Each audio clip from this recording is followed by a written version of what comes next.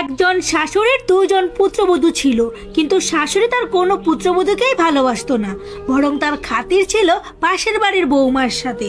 শাশুড়ি ওই নতুন বউয়ের প্রশংসায় মেতে থাকতো, তাকে সবসময় সেরা মনে করত আর নিজের পুত্রবধূদের তুচ্ছ মনে করত।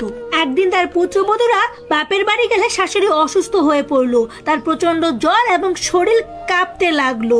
তখন তিনি পাশের বাড়ির বৌমাকে ডেকে পাঠালেন, কিন্তু পাশের বাড়ির বৌমা একবারও খোঁজ না নিয়ে পাল্টা উত্তর পাঠালেন, আমার তো নিজের সংসার সামলাতেই সময় পাই না, আবার ওনার দায়িত্ব কখন নেব।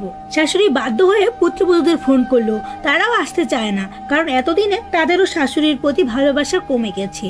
তবুও তারা বাধ্য হয়ে বাসায় ফিরে শাশুড়ির সেবা করলো। শাশুড়ি সুস্থ হয়ে উঠলো।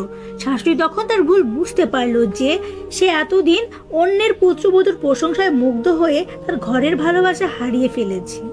আজকাল প্রতিটা সংসারেই এমন অবস্থা। আপনার কি মতামত কমেন্টে জানাবেন।